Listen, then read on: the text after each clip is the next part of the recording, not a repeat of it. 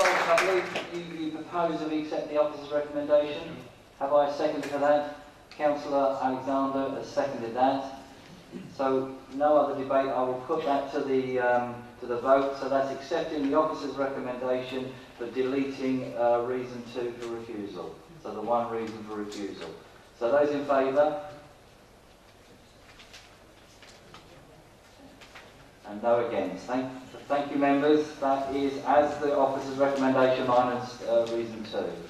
Thank you. Can we get Councillor Barnes back?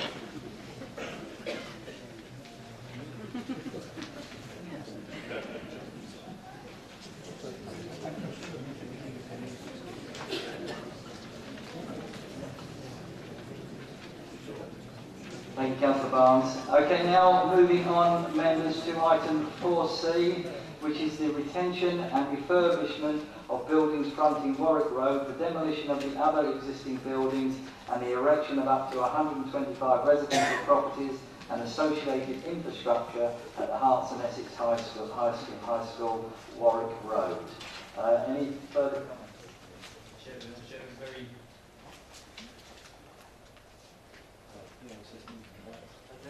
Anybody got microphones on?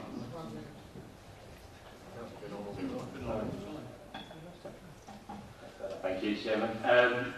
Only the same comment as in relation to the previous application. You'll see that you have in front of you 3 reasons for refusal here. The second of which is related to infrastructure improvements. Similarly to the previous application, we've had further discussions and now come to a position where we feel there are adequate financial arrangements in place. Therefore, we recommend that refusal reason number 2 is deleted. That on this occasion, that still leaves you with 2 remaining refusal reasons. Thank you. I know I've got 3 local members. I'll start with Councillor Wood. Do you want to speak on this application? Yes. Well, Mr. Chairman, I'll stretch. Chairman, I'll be very brief because I don't want to repeat, and I know you'll go mad if I start repeating things that have been said. Bishop Stortford is a patchwork quilt made up of identifiable communities, all with their own schools, playing fields, open spaces, play areas, shops and community facilities. And to build 700 houses on the current school sites and playing fields will seriously change and damage the environment and the town's future legacy. In Warwick Road in particular, bearing in mind Warwick Road is a private road, maintained by its own residents, and I would say also at their own expense, it will create huge problems if they're going to build anything on the Hearts and Essex High School site. Where are people going to exit? The only other possible exit, if legally they can't use Warwick Road, means they've got to come out Dunbar Road. And we all know what Dunbar Road's like most of the time. Another important reason, Chairman, that I hope your committee will reject this is the density. The density, as proposed, is very high compared with the surrounding density. If you look in tonight's paperwork, up to 44 dwellings per hectare is possibly envisaged, against the current 9 in Warwick Road and the current 18 in Grange Road. So it's huge difference. Those are just my 2 points, Chairman, but I daren't close by saying, and I know you'll probably won't thank me for this, but I think we've been badly served by both the County Council and Education Department and by Highways. I mean, can you believe Highways can't find a problem with these applications? Yeah.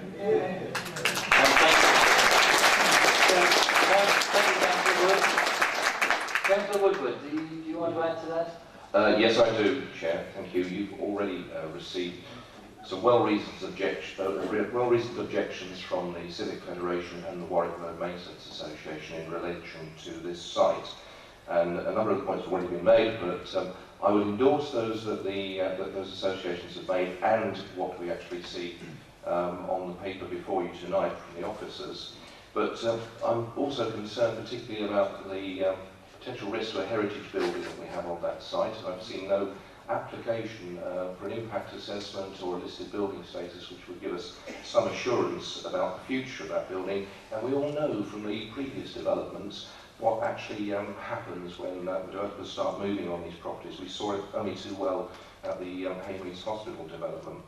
The traffic issues will be significant as well. This is a very dense development, as Councillor Wood has just actually mentioned, and this is not zoned for housing. It involves further loss of open space. So in addition to the allocated 3,500 houses for Bishop Stortford in the local plan, which some 2,700 are on the ASRs, we've got another 700 houses, including these, as a windfall coming in. And we still also have 291 empty homes in Bishop Stortford that have been empty for more than 6 months. I think this is very much an over-provision in the wrong place at the wrong time, and I would urge the committee to be mindful of the pt14.mpg guidance that was mentioned by one of the objectors, that the views of local people are an integral part of the planning process. And do we need these extra houses? I think the answer is clearly no. Do we want them? The answer is most definitely no. Councillor Woodward, thank you. Councillor Graham, I believe you wanted to speak on the next application. Okay, members. Councillor Taylor. Thank you, Chairman. Thank you, Chairman. My only comment on this is that if this development were to go ahead, as the applicants have requested, then the only way of accessing the land would be by way of a compulsory purchase order on Warwick Road. There's no other way, because I'm sure that the current owners of it would never voluntarily give it up. Thank you. Councillor Barnes. Thank you, Chairman. I'm not going to speak on the density or the transport because that's been adequately covered by the previous speakers, especially the local members, which I totally support. But one thing that is a concern to me, and it's probably not a direct planning matter, but it's the historical loss. The Hartsness High School has got a good reputation. It's been there for a century now, and there are many, many people that have related to this. And all of a sudden, somebody's come up with the idea we can move everything about and lose the site. The relocation isn't the same as having a building on there for many years. And if I could point out that we've got some of the oldest buildings in the country, the colleges and schools of further education. And if they can do it in their places, I'm sure we could do the same in Bishop Stortford. We could keep the Hearts and Essex where it is in Warwick Road, where it's become part of the community that's surrounded around it over the years. Just imagine what would happen if someone said that Eton School was suddenly to become a housing estate.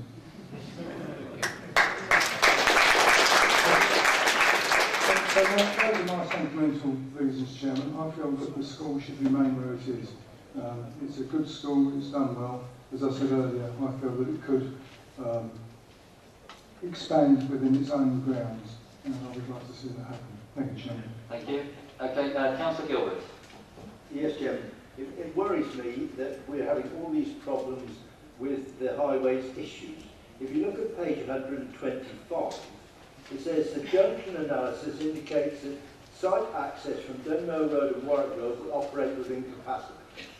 Now, if in fact they can't go out of Warwick Road, they're all going to go out through the Dunmow Road entrance. That will not work. A little further down, it says the modelling indicates that Warwick Road, London Road junction will operate with a decrease in delay during peak hour.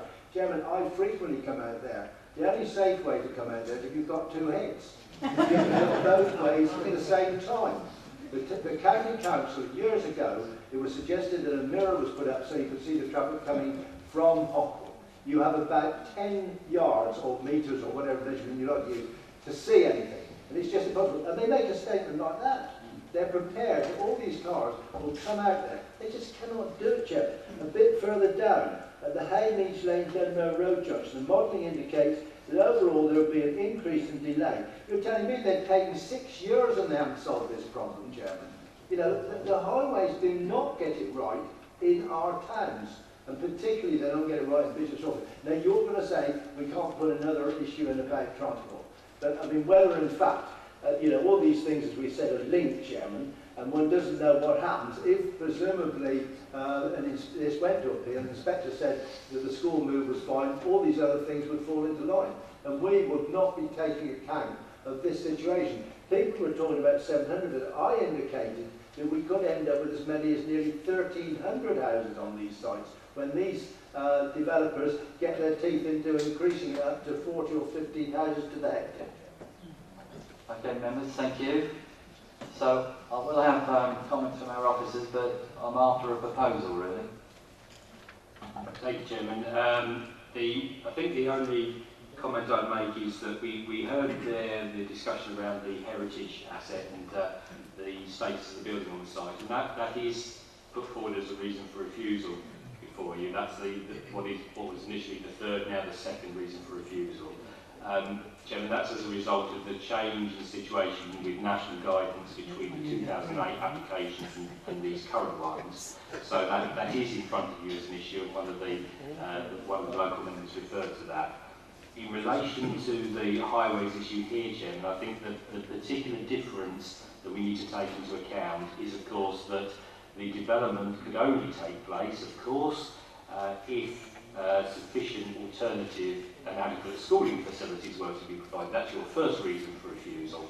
You're saying that unless there's an agreed alternative for the Hearts and Essex School, you would not be willing to permit development. So that's the fundamental reason for refusal. As we've heard from the previous speakers, schools of course generate a very significant amount of traffic. If that were to be resolved by this school moving somewhere else, I'm speculating for a moment, Chairman, but if it were, of course, that traffic is removed from this particular area. That's why in this case the Highway Authority say that there's actually likely to be a decrease. So, Chairman, even though on the previous application I still didn't advise and support you put your highways reason on, I would feel we were even less justified in this case because of the particular circumstances that would be in place. So your first reason is very much your fundamental one, and it's the one that you've used on the previous application for the high school, and I would suggest that you are safer with these to be consistent in your approach to them, Chairman. So I suggest the two reasons for refusal you have are the appropriate ones. Thank you. Councillor Alexander. I'm just going to move the recommendation, Chairman. Okay, so you're proposing that we remove the recommendation with the two reasons for refusal, and that's seconded by. Okay. Okay, members, I will put that to the vote. Those in favour of that recommendation with the two reasons for refusal? And none against. Thank you, members. Members, I am conscious of the time. The time is now 10 to 10. We're obviously not going to finish by 10, so we've got to expand the time, but we only get one crack at it, expanding the time. So can I have a proposal where you'd like to expand the time to? 11 o'clock. 11 o'clock? No later. Councillor Goldstein? I propose we carry on until we finish, Chairman, these applications. So thank you for that. So that's proposal. We're finishing applications in front of us. It's been proposed by Councillor Goldstein and seconded by Councillor Gilbert. Okay, thank you, members. Now moving on to item 4D, which is the demolition of the existing buildings and the erection of up to 180 dwellings and associated infrastructure at the Hearts and Essex High School, Belmont Lane, Sports, which is Bishop Stortford. And I know Councillor Graham wants to speak on this as a local member.